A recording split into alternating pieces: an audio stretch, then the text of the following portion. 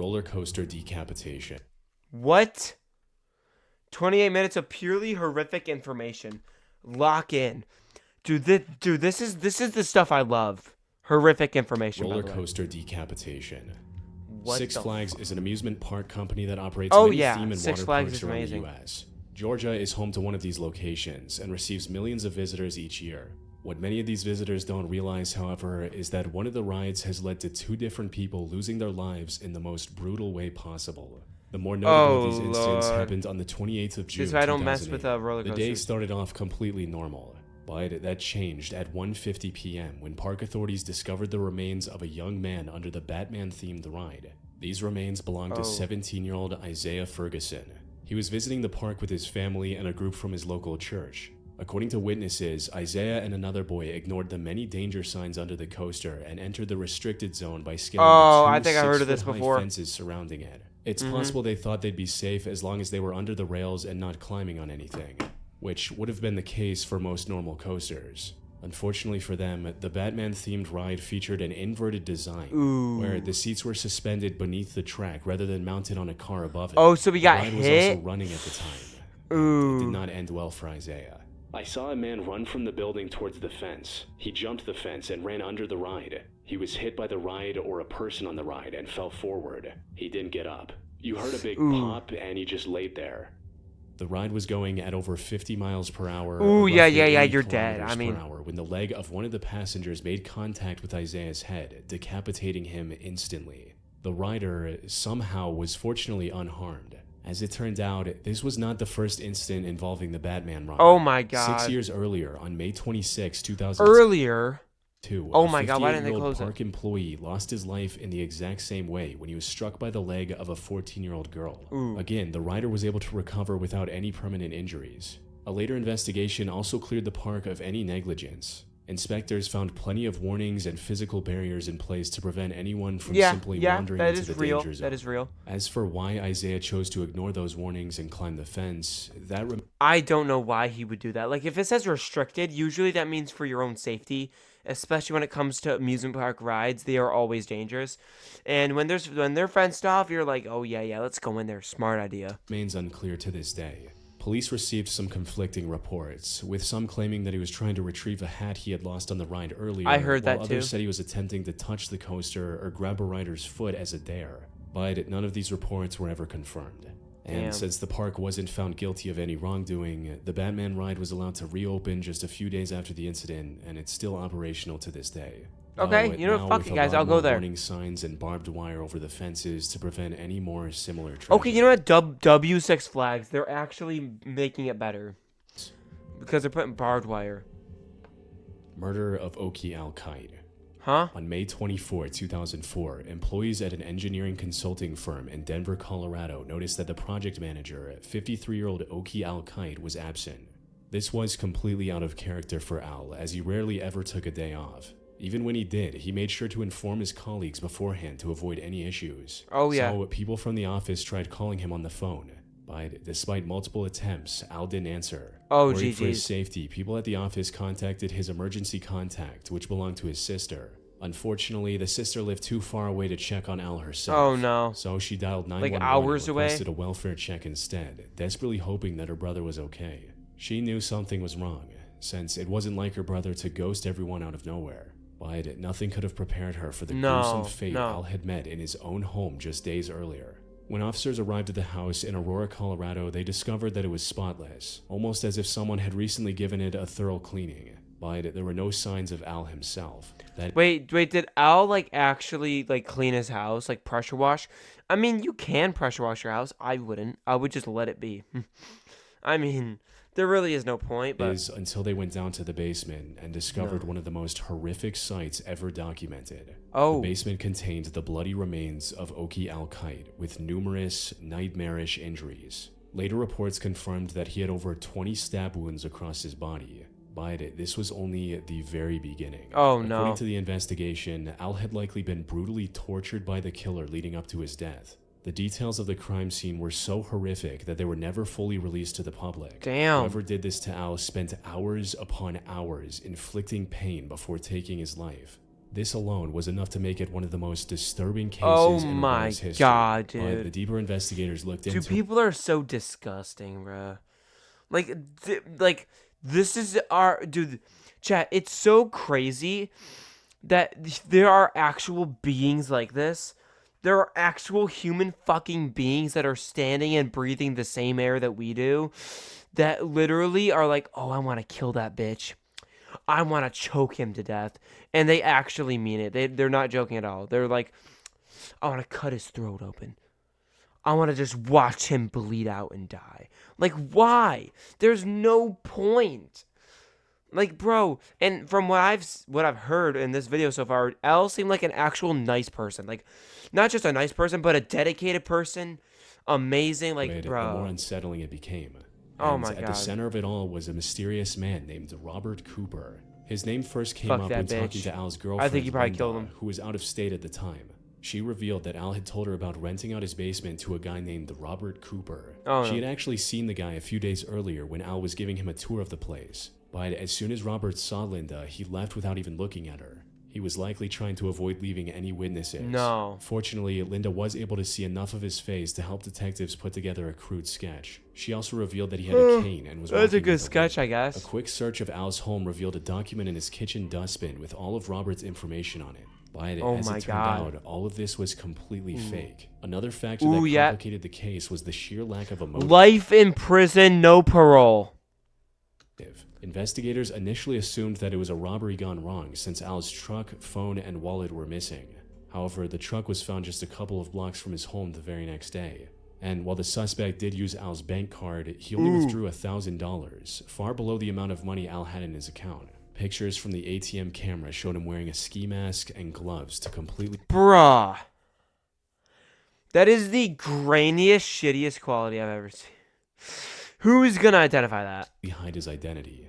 Robert had also given $750 in cash to Al just a day earlier for a security deposit and first month's rent. So, committing such a horrific crime for the difference of $250 didn't make much sense. Dude, come on. Investigators later concluded that withdrawing this money was likely his way of taunting the police by leaving clues that he knew would ultimately do nothing for the police. By this point, it was clear that investigators were dealing with a highly prepared killer who had taken every precaution to conceal his identity. No. Even when officers tracked down the phone he used to contact Al, it turned out to be a burner phone. Not only that, but Robert had bought it with cash from a local convenience store and waited 30 days to activate it, knowing that most stores erased old CCTV footage after a month. Analysis of his phone revealed that he had also Dude, bro contacted is such a several other mastermind. landlords before Al. He likely went after Al because he knew Al lived alone. Put all that knowledge and brain power into something fucking useful, not murdering someone, bro. However, talking to those other landlords complicated things further, since many of them described characteristics that were the complete opposite of Linda's account, like many claiming that he didn't have a cane and walked normally. Some also claimed that he was much younger than Linda had described.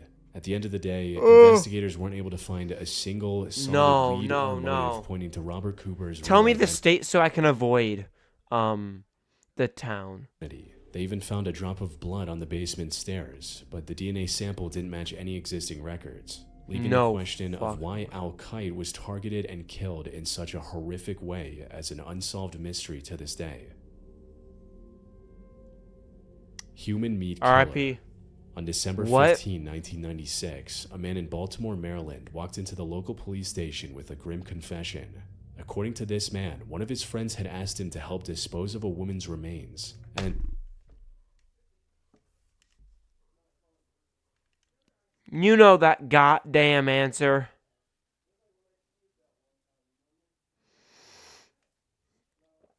You know that goddamn answer. No!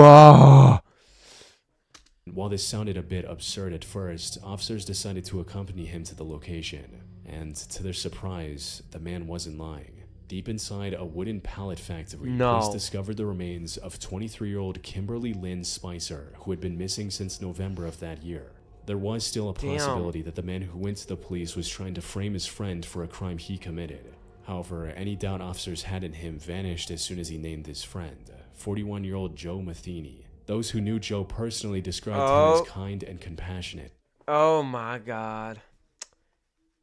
The good ol' the Muffin Man? The Muffin Man, right?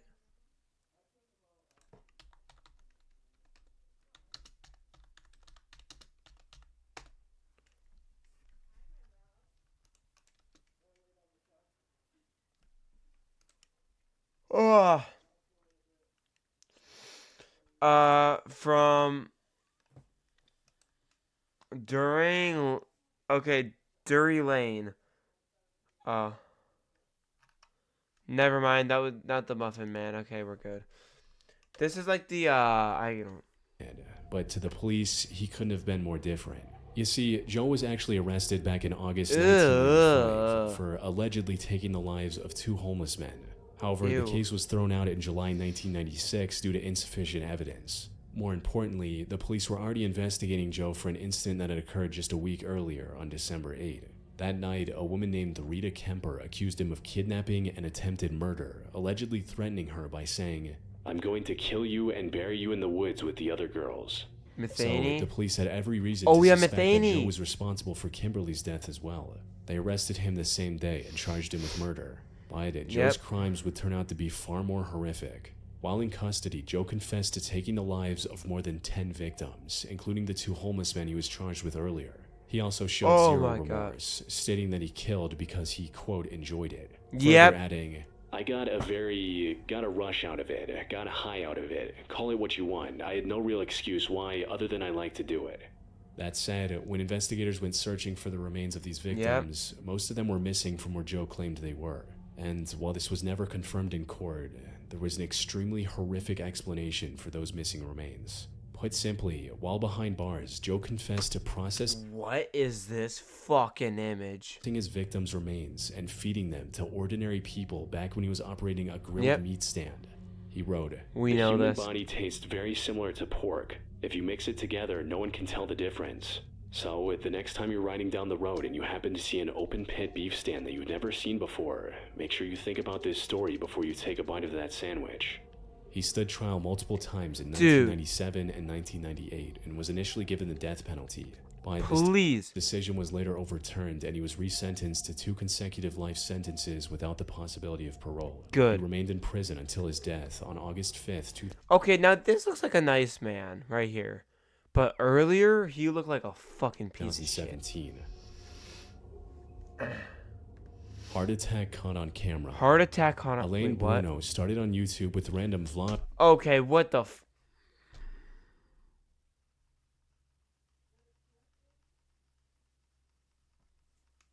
Why is that your profile picture? Skits, and lifestyle videos back in 2012. These videos didn't gain much attention, but he kept posting semi-regularly for the next couple of years, unaware that one day he would record the worst incident of his life on camera. It happened somewhere near the end of May 2015. Elaine was recording another one of his videos when Why is suddenly he started why is he shirtless in the bathtub recording himself? I understand he's gonna have a heart attack, but like, why is he in the bathtub recording himself washing his chest? Did OF exist at that point?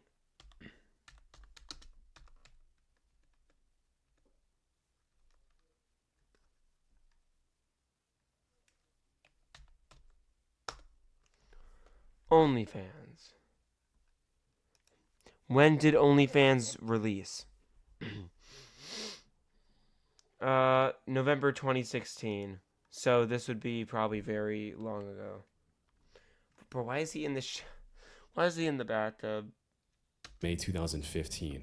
Elaine was recording another one of his videos when suddenly he started feeling an uncomfortable pain around his chest and shoulders. What Elaine didn't know at the time was that he was having a heart attack, and it was getting worse as time went on. Ooh, yeah, that's how they.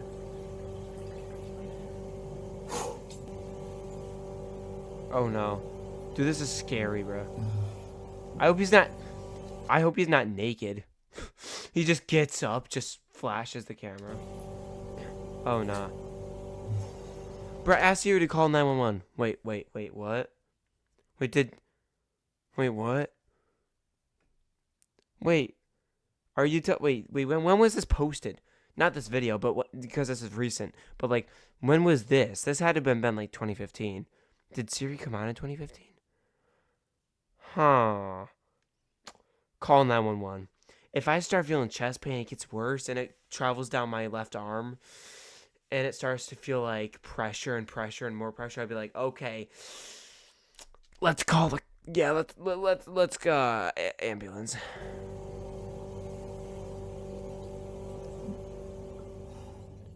Soon he was struggling. Here's the thing though. When you have a heart attack, you literally are like, hey, um yeah, what the fuck are these damn I am turning off my notifications. But yeah, wait, well, why whatever. Dude, like To breathe and was constantly rubbing his chest and shoulders to alleviate pain, but none of it was working. The pain kept getting worse and worse, okay. resulting in him nearly passing out and drowning. Don't in bend his over, bathtub please. at one Don't. point. Okay, we're good.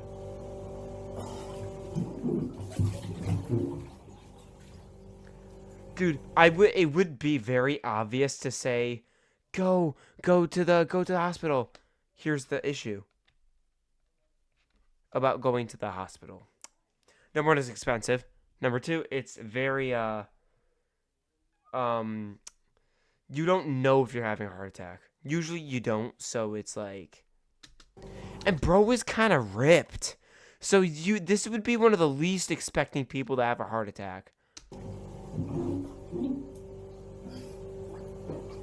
Okay, yeah. If it's getting to that point where you're like, where you probably can't drive, you shouldn't drive with a heart attack. But I'm just trying to say, like, if it's getting to that point where you wouldn't be able to drive at all because it's unbearable like that, that's when you call the cops and get an ambulance.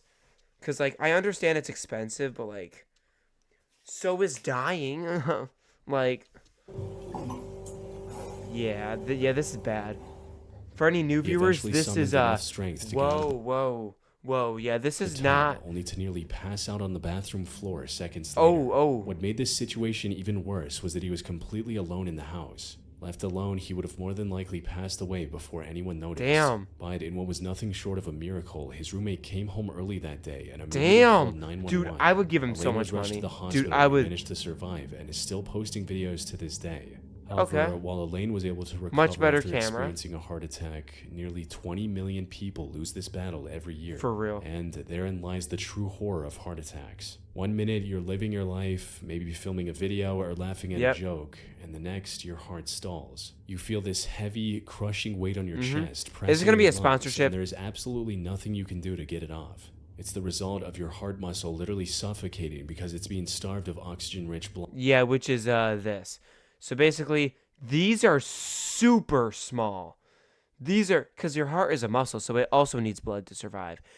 Now, why oh why does it just not have the blood absorb into the muscle from the inside of the heart?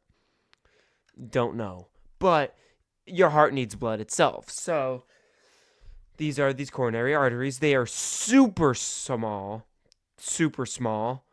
and if you are overweight, obese, or you just eat like shit, you don't have to be overweight or obese. You could be the skinniest motherfucker out there, but you could still get a heart attack easily if you eat like McDonald's every day. And then, so basically the blood flow goes here and then it comes back, or it goes somewhere else. And then it just does that, and there's plaque buildup, and it can't get past. So this dies. And that's the pain you're feeling, is your heart quite literally dying. A little bit of an anatomy lesson. As the minutes tick by, the sensation radiates through the rest of your upper body. Your lungs feel heavy, and no matter how deep you gasp, the air feels thin and useless. So basically, I'm Mount Everest. Isn't even the worst part. It's the sheer dread and the impending sense of doom that survivors often describe as the most terrifying part of their experience. Your brain knows you are about to die before your heart even stops. And unlike many other deadly conditions that you can predict or counteract, a heart attack can happen at any time, often without... A heart attack can happen literally right now. I could have a heart attack right now. It's very, very, very rare for a minor to have a heart attack. Because like even if they eat like shit, their bodies are like immune to it until they get like 25 at least, and then that's when it's like, okay, you got to start eating better. Warning, even in people who are otherwise healthy. Yeah, And while modern he looks medicine healthy. is quite effective at reducing the lethality of heart attacks, there's never a full guarantee treatment will arrive in time. Yeah. Exactly. Serial killer nurse. Wait, what? Early 2003, the staff at the Somerset Medical Center in Somerville, New Jersey noticed a few abnormalities with a couple of their patients, like a Catholic priest named Florian Gall who passed away completely out of nowhere. Oh. And when tested, staff found toxic levels of digoxin in his system, even though digoxin was never prescribed to him. Around the same time, another patient showed a sudden unexplainable insulin spike and nearly lost their life. Ooh. These and other similar incidents kickstarted an investigation, and nearly all of them linked back to the same man, 43-year-old Charles Cullen. The incidents weren't the exact. He looks like Jeffrey Dahmer's son. He looks like if Jeffrey Dahmer had a son. Exact same. Except the face is a little skinnier. But they all shared Charles as and the a little common longer. factor. In each case, the patient either mysteriously died or their condition became a lot worse after Charles spent a shift with them. This didn't make much sense at first. Charles had been a nurse for over 16 years and had a spotless record so far. However, the deeper investigators looked, the more suspicious his actions became. They found records of him requesting digoxin from the digital medicine dispensing machine and then canceling. Dude, see, even if you think you can get away with it, you're not. Like, most cases, like murder cases or any type of serious case like this, is going to get resolved at some point, most likely. Like, you are going to be caught. The request right after. But while the record never showed him taking the medicine out, doses of digoxin were still missing from the machine. There was simply too much circumstantial evidence against Charles for it to all be a massive coincidence. Unfortunately, none of this circumstantial evidence was solid enough to guarantee conviction.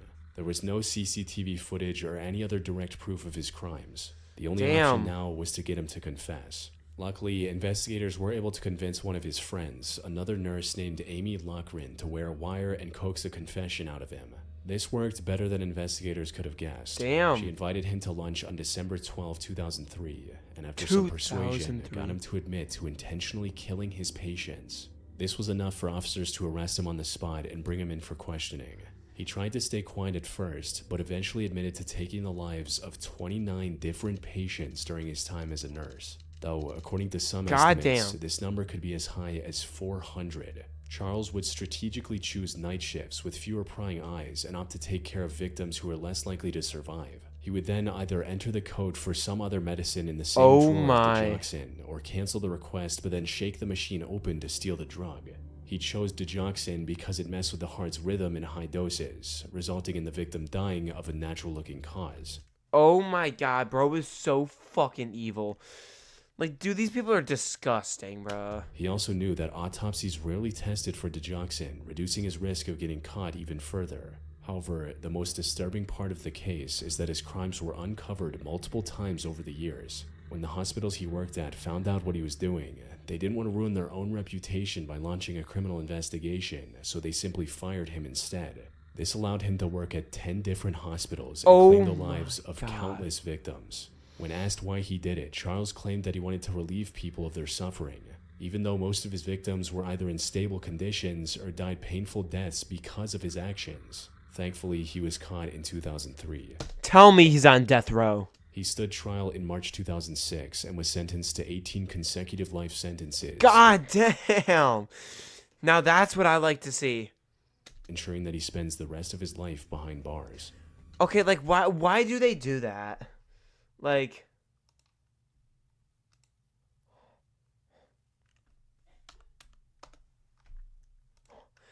Alright, I got a serious question. I got a literal serious question. So, you know, like, why do actual people, like, okay, so why does, like, the U.S. court system give people that, like, do really heinous things 18 or something consecutive life sentences? Like, what's the point in that? Like, one life sentence is enough.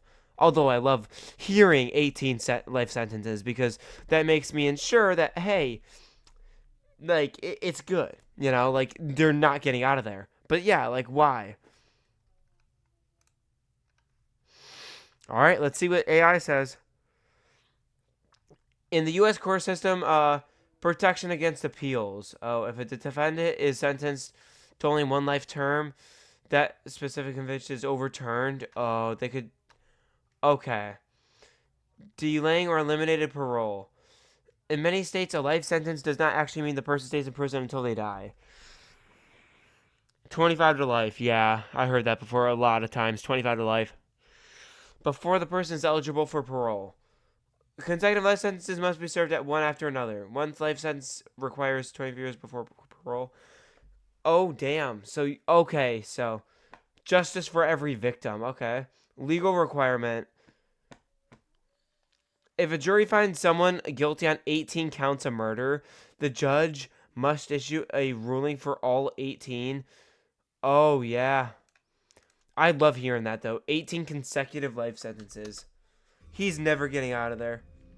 The 2019 escape room incident. What? On January 4, 2019, a group of LA? 5 LA? 15-year-old girls in Poland got together to celebrate one of Nope, their not even birthdays. close. They had decided to spend the afternoon at a local escape room.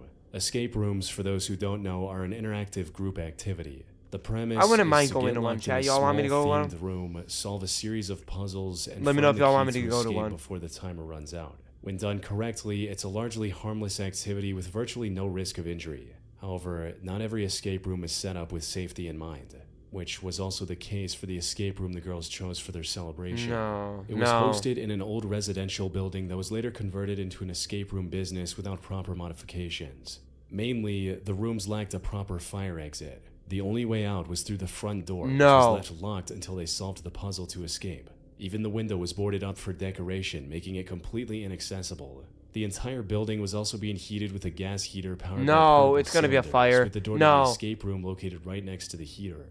And while this setup had worked without any issues for dozens of attempts before, the same did not happen on the 4th of January. The girls arrived at the location around 4 p.m. and were locked inside the room not long after. At around 5 p.m., the only employee on duty noticed a whooshing sound coming from the heater. He tried to check for any leaks and fix them before things got out of hand. Yep. Unfortunately, as soon as he moved the cylinder, the leaking pipe caught fire and engulfed the entire wall immediately. Oh. He tried to reach the girl's door to unlock it, but the fire was already too intense. God. He suffered severe burns and was forced to retreat, cutting off the only evacuation route and leaving the girls entirely trapped. Inside the room, the teenagers were likely unaware of the danger at first, but soon, thick, toxic smoke began seeping through the cracks of the door. The temperature spiked and turned the room into a literal furnace. The girls were confined to a tiny, locked space and were entirely dependent on someone on the outside to let them out.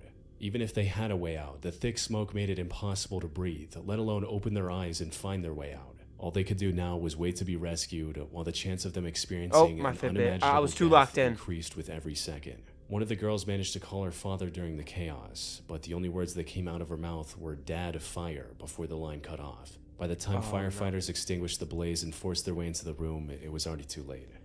Dude, what would y'all do to survive that situation? I would try and huddle in like the corner furthest away from the door and closest to the ground, hoodie and shirt over my fucking mouth and nose, and call emergency services immediately. All 5 teenagers passed away, turning a harmless birthday outing into an unimaginable tragedy. Dude, I hope that company got sued. Imagine being able to build anything. Imagine being able to just by shut the thinking fuck about up. it. Meet Base 44. Shut up. Rabies. Few diseases No. in the world are more terrifying than rabies, mainly No. because once its symptoms appear, death is almost inevitable. However, that is far from the most disturbing aspect of the virus. The true horror of rabies lies in what it does to the human body before claiming a life. What do you mean? It starts with a bite from a stray dog, a raccoon, or even a minor scratch from a bat. Then, immediately after entering the body, the rabies virus starts traveling up the nervous system towards the brain. And until it reaches its target, the virus is almost invisible to the body. Oh, It no. doesn't trigger a massive immune response or cause immediate sickness. Even the original bite usually heals without any complications. This lack of immediate symptoms can deceive people into thinking that they're safe. By the time they realize they're infected, they're already too far Oh, gone. yeah. Because once the virus finally reaches the brain, it begins replicating itself quickly and starts spreading through the nervous system. and that's when the symptoms begin. Ooh. Even then, it can start off fairly tame with symptoms like a low fever, a headache, and general fatigue. The same signs as the common flu. No. But before long, the virus begins actively destroying brain tissue, resulting in No. severe paranoia, confusion. Yep, and I know all this uncontrollable because I pay aggression. attention. Victims become incredibly restless and begin suffering from insomnia and violent outbursts. Then comes the most horrific symptom of the disease, No. hydrophobia. You see, the virus spreads through saliva, so it increases the production of saliva. And to ensure that this saliva stays in the mouth, it makes the host extremely hydrophobic. It causes severe, agonizing spasms in the throat Ooh. and larynx. These spasms are so violent that they're triggered by the mere thought, sight, or sound of water. You need water to survive, but the Yep. second you try to take a sip or even swallow your own saliva, your throat muscles violently contract, inducing a sensation identical to suffocating. Worst of all, this state of panic and aggression only gets No. worse Is this gonna be a real case? Oh as the virus Lord. progresses, Like a until filmed the case? human body can't take it anymore and shuts down completely. Now, modern medicine does have a highly effective vaccine. If you receive a series of shots immediately after a suspected bite, your chances of survival are nearly perfect. But the vaccine Damn. only works if administered before the Dude, virus reaches we need to have a good fucking 10 years from now, I want there to be a rabies vaccine that works at least like when you found out of the symptoms, it works most of the time. Doesn't have to be perfect, but it'll be like, oh, it's better than not doing it. Like, oh Lord. your brain. If you wait and even a single minor symptom appears, the mortality rate jumps to virtually 100%. There is no Dude. cure at this point. There is no See, lasting chat, this is why I don't go outside. medical save, resulting in 70,000 people falling victim to rabies every year. Because once the first headache starts, you are already dead. GG's. Arby's walk-in freezer death. On the morning of May Huh? 11, 2023, Oh, no, I think I've seen this one. 63-year-old Nuyet Lee was opening for an Arby's located in New Iberia, Louisiana. She arrived at the location at around 9 a.m. to prep for business before the 10 a.m. opening. This was a part of her daily routine as the manager and something she had done hundreds of times before. And today was supposed to be no different. Unfortunately, That that's Arby's not looks what like it's in happened. the middle of nowhere. Sometime after arriving at the location, Nuyet went inside the restaurant's massive walk-in freezer to retrieve some ingredients. But when she turned around to walk out, the door slammed shut, leaving her stuck in You better have Siri. You better have an iPhone. Or you better have something. negative 10 degrees Fahrenheit. This was colder than many parts of the Antarctic. And unlike people who live in extremely frigid environments, she wasn't dressed for the cold. It wasn't until 6 hours later that her own son, who also worked at the same restaurant, found her inside the freezer. She was frozen solid on the freezer's floor, Solid? into a fetal position. Her hands were bloody from trying to pry her way out for what must have felt like hours before hypothermia set in and she eventually passed away. A later investigation of the freezer revealed that the emergency latch that's meant to open the door from the inside was broken. She had also been working as the manager of an Arby's in Houston, Texas for several years, but was assigned a temporary position. Oh, damn. So she really is not used to that cold. She really isn't used to the cold. Because she's in Austin, Texas. Yeah, nah.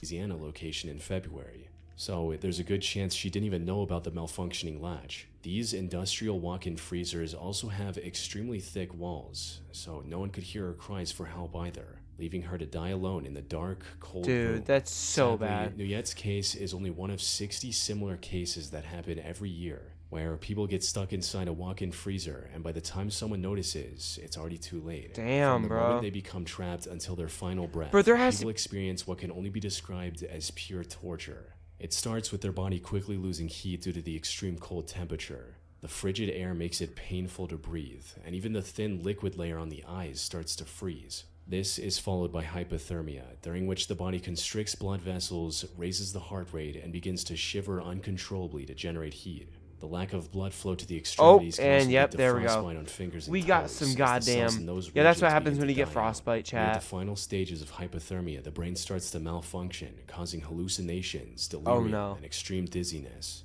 By this point, the chances of survival are nearly zero, as the person begins to lose their sense of self before eventually passing away. Ooh.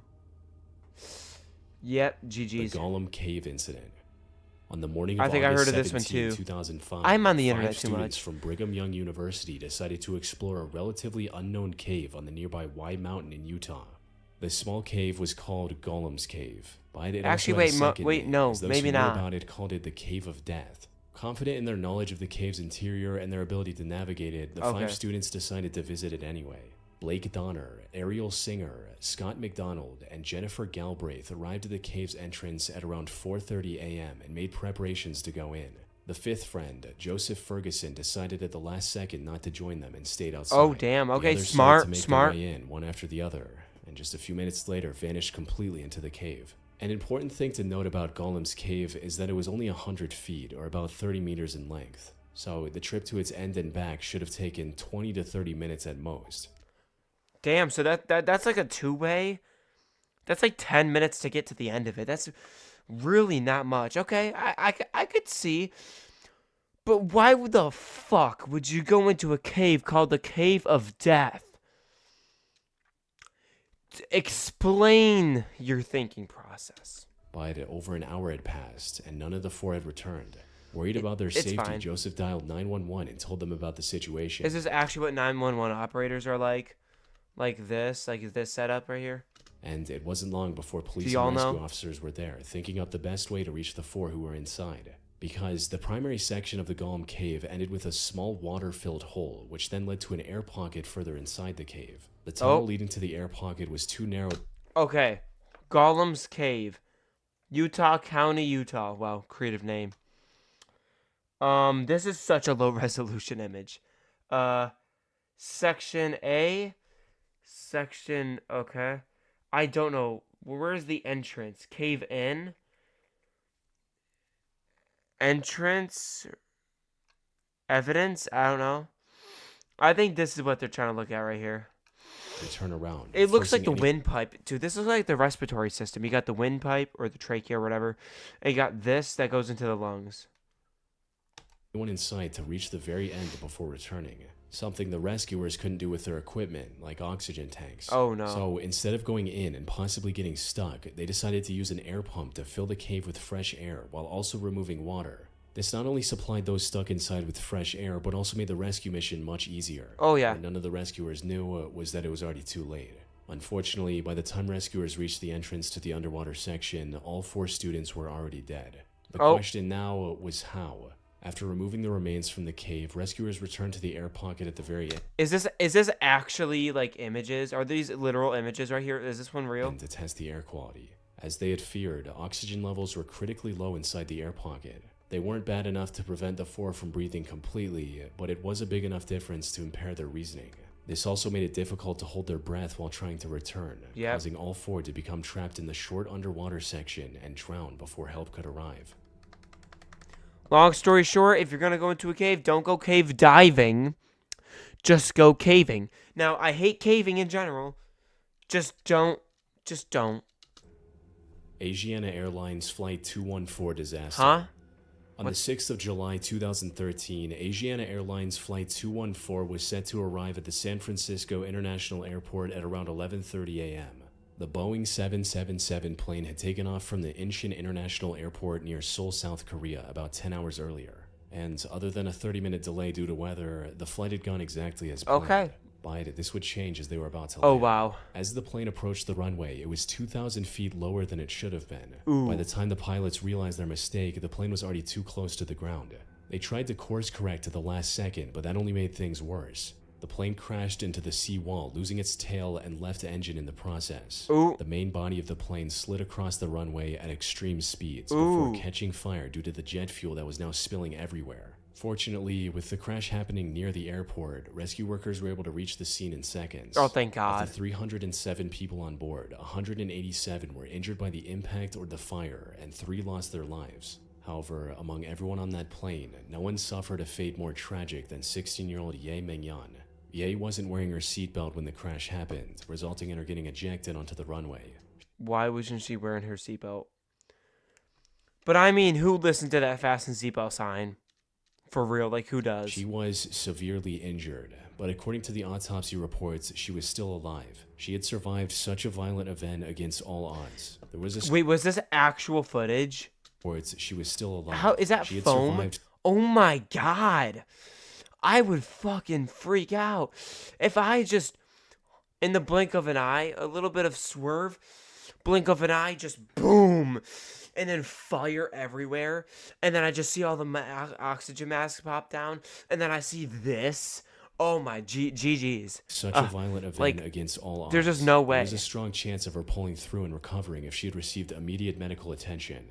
It's unclear if she was conscious at the time, but if she was, seeing rescuers arrive just seconds after the crash would have been a tremendous relief. However, the very people meant to save her life would end up taking it instead. Not long after the crash, Ye was tragically run over by 2 separate fire trucks as they maneuvered around the wreckage to extinguish the fires. Footage from the incident showed a firefighter directing the trucks away from Ye. Unfortunately, in the chaos of the rescue, no one thought to check her vitals and assumed that she had already passed away. Whoa, stop. Oh wait, this footage? There's a body right there, right in front of you. This led to rescuers ignoring her and focusing on the fire and the other victims. Oh no. One of the fire trucks also ended up covering her with fire-resistant foam, making her even harder to spot, which ultimately led to 2 different drivers failing to see her on the ground and running her over, removing any chance she had of surviving the crash. Nah. That is so dark. GG's, bro. Oh my god. Bro, it's a different feel when there's no category. It just shit's bad. It is. It really is bad. I love how he gets straight to the point. No annoying lengthy intro. No talking around the bush. Just straight up information. Oh, wait, chat. Yo, I probably can't see this because of my face cam. The last one was so fucked up. Imagine surviving that, laying on the ground in tremendous pain, and being unable to move or passed out. And then there's people everywhere that could have helped you, but they just didn't care enough. The heart attack was genuinely scary and made my heart actually ache. I'm glad Alan is alive and doing well. Or Aline, I don't know. He is anything but... Joe personally described him as kind and compassionate. Sure.